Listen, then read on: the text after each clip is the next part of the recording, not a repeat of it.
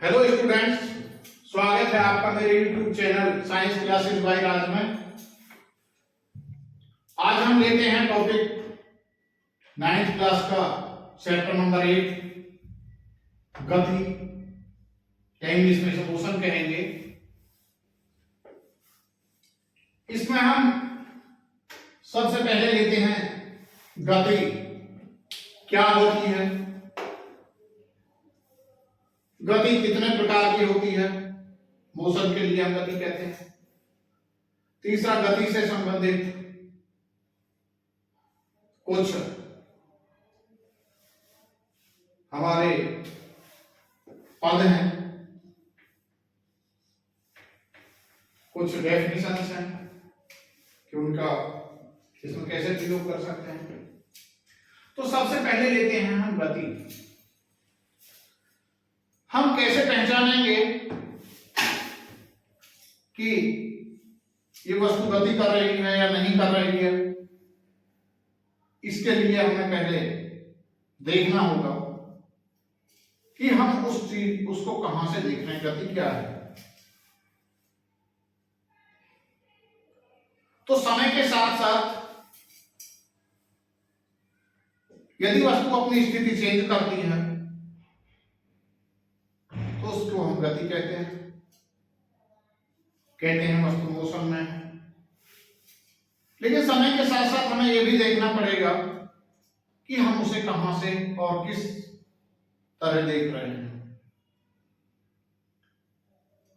मैं आपको एक एग्जांपल देता हूं कि यदि हम बैठे हुए हैं और रोड पर एक बस जा रही है, हम रोड के साथ पास खड़े हुए हैं या बैठे हुए हैं, तो हम देखेंगे कि जो बस है वो गति कर रही है, गतिमान है, उसे हम गति में कह सकते हैं। दूसरा, लेकिन उस बस में बैठे हुए जो लोग होंगे वो एक दूसरे को यदि देखते हैं तो वो ये नहीं कह सकते कि ये व्यक्ति गति कर रहा है। ये केवल नीचे खड़ा हुआ व्यक्ति बता सकता है कि ये बस गतिमान है, और जो इसमें लोग बैठे हुए हैं वो भी बस के साथ साथ वो गति कर रहे हैं। लेकिन जो बस में बैठे हुए हैं वो देखेंगे कि हम गतिमान नहीं हैं। तो इसी तरह हमें यह देखना होता है कि कोई वस्तु किसके सापेक्ष गति कर रही है, किसके सापेक्ष गति नहीं कर रही है। क्योंकि बस में जो पीछे वाली सीट पर बैठा हुआ व्यक्ति है वो देखता है कि आगे वाला जो व्यक्ति बैठा हुआ है बस में वो गतिमान नहीं है, बल्कि वो अपनी सीट पर ही बैठा हुआ है। लेकिन नीचे खड़ा हुआ जो व्यक्ति है वो देखता है कि आगे वाली सीट पर बैठा हुआ व्यक्ति भी और पीछे वाली सीट पर बैठा हुआ व्यक्ति दोनों ही बस के साथ साथ गतिमान है। इसी प्रकार हम देखते हैं कि जो पृथ्वी है वो भी गतिमान है, क्योंकि यदि हम ऊपर से देखते हैं तो हमें देखेगा पृथ्वी गतिमान है, या सूर्य के चारों तरफ ये चक्कर काटती है। अब उसके बाद आता है गति के प्रकार। गति कितने प्रकार की होती है, इनमें क्या अंतर है? जो गति है सबसे पहला आता है हमारी सरल रेखीय गति। यदि कोई वस्तु सीधी रेखा में जा रही है तो वह उस प्रकार की गति को हम सरल रेखीय गति कहते हैं। यदि कोई वस्तु या कोई गाड़ी या कोई व्यक्ति बिल्कुल सीधी रेखा में चल रहा है तो उसे हम सरल रेखीय या रेक्टिलिनियर मोशन कहते हैं। उसके बाद है वृत्ताकार गति, सर्कुलर मोशन। यानी सर्कुलर मोशन को हम ये समझें कि एक धागे में यदि हम कुछ बांध रहे हैं और उसे हम ऐसे कर रहे हैं तो हम देखेंगे एक वृत्ताकार गति में हम ये वृत्ताकार गति हो जाएगी। या हम ये कहें कि सूर्य के चारों तरफ जो पृथ्वी चक्कर काटती है वो वृत्ताकार गति है। तीसरी आती है घूर्णन गति या रोटेटिंग मोशन। रोटेटिंग मोशन क्या होता है, घूर्णन गति क्या होती है? हम देखते हैं जो ये हमारी, यदि ये अपनी धुरी के चारों तरफ घूमता है, मैं इसे घुमा रहा हूं, आप देख रहे होंगे, तो ये हमारा रोटेटिंग मोशन होगा। रोटेटिंग मोशन आपने देखा होगा। और एग्जाम्पल यदि हम लें, जैसे लट्टू आपने घूमता हुआ देखा है, वो अपनी धुरी के चारों तरफ घूमता है। उस प्रकार की जो गति होती है लट्टू में, वो घूर्णन गति अर्थात रोटेटिंग मोशन होती है। उसके बाद आती है दोलनी तथा कंपनी गति। ये दोलनी तथा कंपनी गति क्या होती है? आप सब जानते हैं, जो घर में हमारा घंटा लगा हुआ होता है, घड़ी लगी हुई होती है, उसमें इस तरह एक पेंडुलम लगा होता है। और वो क्या होता है, पेंडुलम ऊपर एक कहीं उसमें इसे ऐसे छोड़ देते हैं तो ये ऐसे करके गति करता है। इस प्रकार की जो गति होती है उसे हम दोलनी गति या कंपन की गति कहते हैं। दोलनी गति, ये दोलनी गति यदि हम देखें तो यहां से ये मान लीजिए लगा हुआ है हमारा कोई पेंडुलम, और यहां से ये ऐसे जाएगी, फिर यहां से इतनी इधर जाएगी और फिर वहीं आ जाएगी। यानी यहां से यहां तक, फिर यहां आई, फिर यहीं पहुंची, यानी यहां से पूरा वहीं पहुंचने पर जो ये होगा, ये एक दोलन पूरा होगा। तो ये हमने दोलनी गति के बारे में बताया है। उसके बाद हम गति से संबंधित मुख्य रूप से दो पदों पर बता रहे हैं। पहला है ये डिस्टेंस, दूरी, और दूसरा है विस्थापन। आप ये समझ लो कि दूरी और विस्थापन में बहुत सारा अंतर है। लेकिन आप में से भी पूछें कि क्या अंतर है, तो बहुत सारे बच्चे हो सकता है ना बता पाए। दूरी और विस्थापन में अंतर है कि जो दूरी होती है, जो हम जहां से चलते हैं और जितनी भी चलते हैं, वो सब का टोटल दूरी होती है।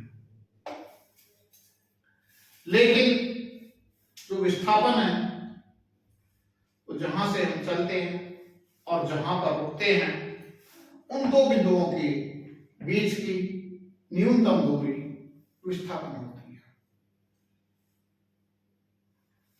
आप ये समझेंगे, मैं इसे दो एग्जाम्पल के माध्यम से आपको समझा रहा हूं कि मान लीजिए हम ए बिंदु पर हैं। ए बिंदु से हम पहले यहां बी बिंदु पर गए, बी बिंदु से फिर हम सी बिंदु पर गए। ये मान लीजिए हमारी 3 किलोमीटर है, ये हमारी 2 किलोमीटर है,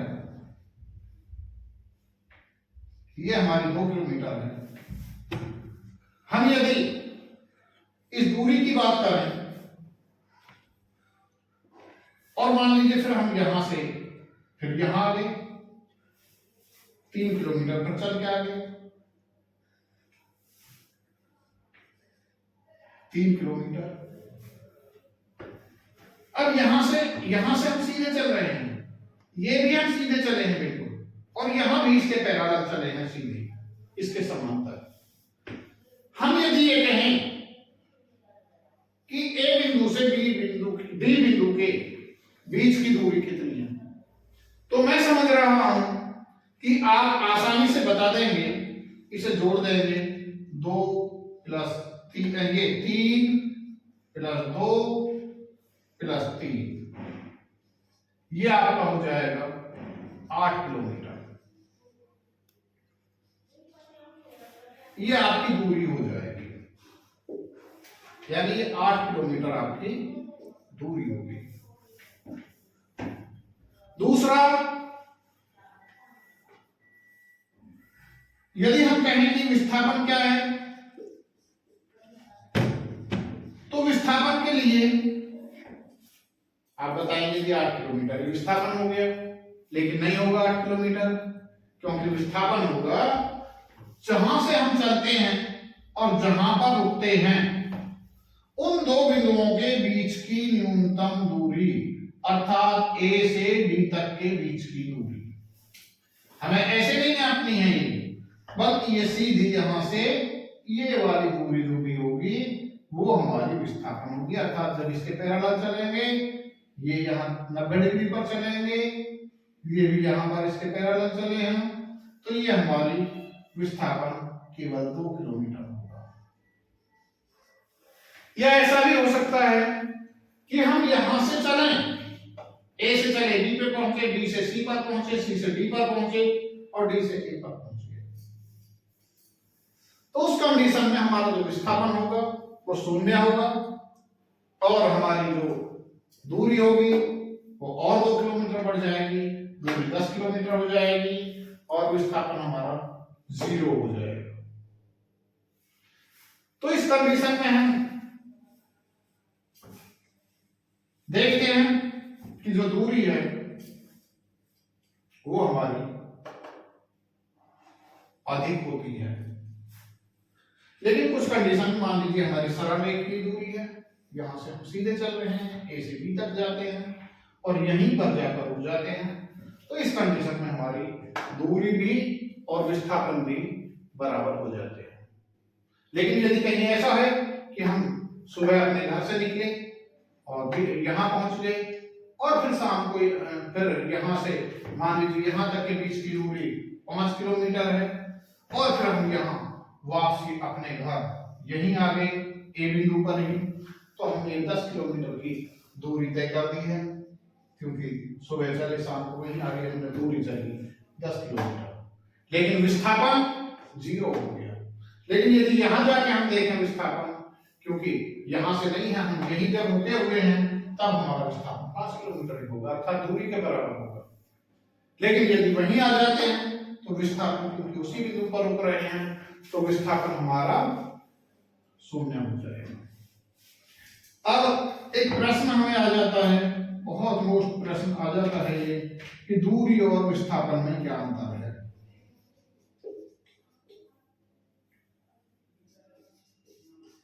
दूरी और विस्थापन में अंतर, तो आप लिख देंगे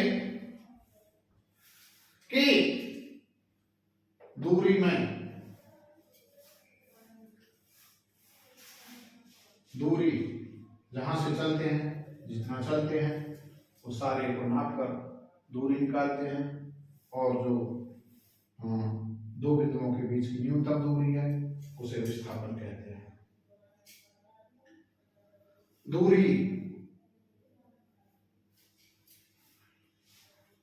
जो हमारी होती है वो सदिश राशि होती है, जबकि विस्थापन हमारा अदिश राशि होती है। तो हम अब दूरी और विस्थापन में अंतर, क्योंकि बहुत मोस्ट क्वेश्चन है कि दूरी और विस्थापन में क्या अंतर होता है, लिखने के लिए आ जाता है। दूरी गतिमान वस्तु द्वारा तय की गई लंबाई होती है, कुल लंबाई, जबकि विस्थापन निश्चित दिशा में गतिमान वस्तु की प्रारंभिक एवं अंतिम स्थितियों के बीच की दूरी होती है। इसे हम इस प्रकार समझेंगे कि मान लीजिए यहां से हम, ये हमारा A बिंदु है, ये B बिंदु है और ये C बिंदु है। हम यहां से A से B तक गए हैं 100 मीटर और B से C तक गए हैं 50 मीटर, फिर यहां C से B तक आए हैं वापसी 50 मीटर, यदि हम इसमें दूरी की बात करें, इसी एग्जांपल को लेते हैं, यदि हम इसमें दूरी की बात करें तो 100 प्लस 50 प्लस ये 50, यानी ये आ जाएगी हमारी 200 मीटर। लेकिन यहां यदि विस्थापन की बात करें तो यहां से, क्योंकि यहां से चले हैं और यहां से हम यहां आकर रुक गए वापसी में, तो ये हमारी जो विस्थापन हो गया यहां से यहां के बीच की दूरी ये हो गई, ये यहां से यहां तक की 100 है, यहां बीच में ये 50 पर है, तो यहां से यहां तक का जो ये दूरी डिस्टेंस है ये हमारी हो गई 100 मीटर विस्थापन, यानी यहां इसका विस्थापन हो गया 100 मीटर। ये मैंने आपको क्वेश्चन के माध्यम से बताया, समझाया है। अब आप यहां यह एक अदिश राशि है, क्योंकि दूरी में दिशा नहीं दी होती, यहां से ये इधर चले फिर इधर चले फिर वापसी ऐसे चले, तो उस दिशा में चले या उस दिशा में चले, किसी भी दिशा में चले, इसके लिए दिशा कुछ भी हो सकती है, ये अदिश राशि है, किसी भी दिशा में चले वो दूरी में दी जाएगी। लेकिन जो विस्थापन है ये सदिश है, इसमें दिशा दी होती है, क्योंकि यहां से इस दिशा में चले थे, यहां से इस दिशा में वापसी चले, तो यहां ये विस्थापन आ जाएगा। जो दूरी है सदैव धनात्मक होती है, लेकिन विस्थापन कोई जरूरी नहीं है, ये किसी भी प्रकार का हो सकता है, धनात्मक भी हो सकता है और ऋणात्मक भी। जो दूरी है वो शून्य नहीं हो सकती, यानी दूरी कभी भी शून्य नहीं हो सकती, जबकि विस्थापन शून्य हो सकता है। जैसे मैंने बताया कि यदि हम यहीं आकर वापसी यहीं रुक जाएं तो हमारा विस्थापन शून्य हो जाएगा। इसके बाद आगे आते हैं हम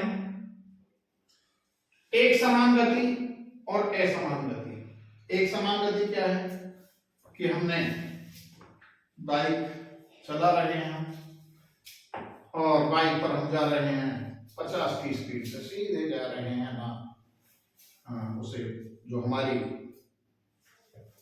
चाल है, गति है, ना तो हम उसे कम कर रहे हैं और ना ही उसे ज्यादा कर रहे हैं, तो उस प्रकार की गति को हम कहेंगे एक समान गति, कि व्यक्ति एक समान गति में जा रहा है। दूसरा असमान गति। ये असमान गति क्या है? अभी हमने बाइक चला रहे हैं 50 पर, फिर हमने उसे मंदी कर लिया, फिर आगे हम 20 की गति पर, फिर और मंदी कर दिया, फिर 10 की गति पर आ गए। लेकिन जैसे ही हमें रास्ता बिल्कुल एक गमड़िया मिला, फिर हमने उसकी स्पीड बहुत तेज कर दी, 60 या 70 या 50। तो इस प्रकार की गति कभी उसको धीमी करना, कभी तेज करना, उस प्रकार की गति को असमान गति कहते हैं। और जो गति वाला चैप्टर है, इसके बाद हम इसमें एक दिन और लेंगे। हमारी वीडियो को देखते रहें और मेरे चैनल को लाइक करें, सब्सक्राइब करें और बेल आइकन दबाना ना भूलें। Thank you.